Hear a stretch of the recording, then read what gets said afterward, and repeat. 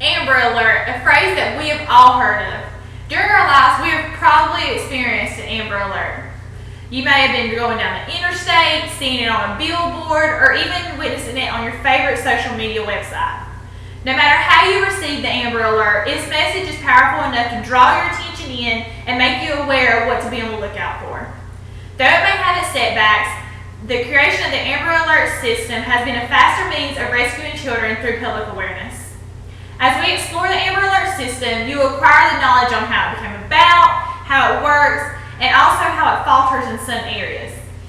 Many people already know that Amber Alert stands for America's Missing Broadcast Emergency Response. However, the system would cease to exist if not for the tragic abduction and murder of a 9-year-old girl named Amber Hagerman from Arlington, Texas. Vicki Bain, author of Saved by Amber Alert, explains that after Amber's murder, the Hagermans and local law enforcement devised a system that would speed up the way that information about the child and abductor was sent out to the public. In 2003, President Bush, convinced that a more coordinated response to child abduction would save lives, brought into law the Amber Alert. Since then, according to the Department of Justice, all 50 states, the District of Columbia, Puerto Rico, and the U.S. Virgin Islands all have Amber Alert plans. Ever since, Amber Alerts are used today more than ever. Technology is widely accessible, which makes getting important information about missing children out to the public fast through an emergency broadcast system.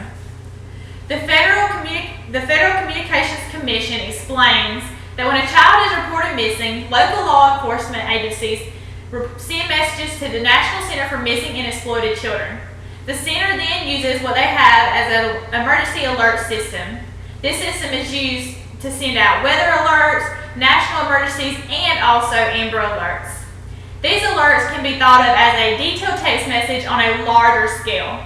It sends information directly to its source, it provides the source with all the information that is needed, and ultimately the source will know what to be on the lookout for from all the details they've received.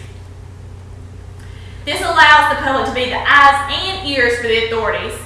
This not only gets the child recognized, but it also speeds up the process of retrieving them and ultimately getting them home safe. The National Center for Missing and Exploited Children report that through the public's help, the Amber Alert has been responsible for 653 children to date. However, the Amber Alert system is perceived as accessible to all cases, when in fact there are actually many guidelines that people must adhere to for their case to become an Amber Alert. According to the Department of Justice website, when it comes to issuing an Amber Alert, not every circumstance can be reported. First, the child has to be at risk for serious bodily injury or death.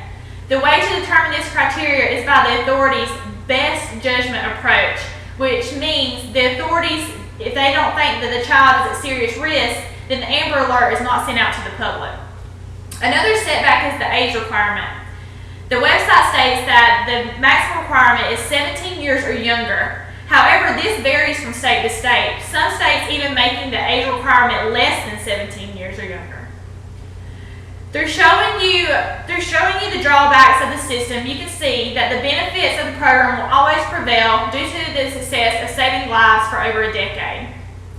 Even with its flaws, the Amber Alert system creates a way for our society to get involved in making the recovery process of rescuing children faster and successful. Child abductions may always be a part of our society, but with this system, we are finally able to manage the outcome.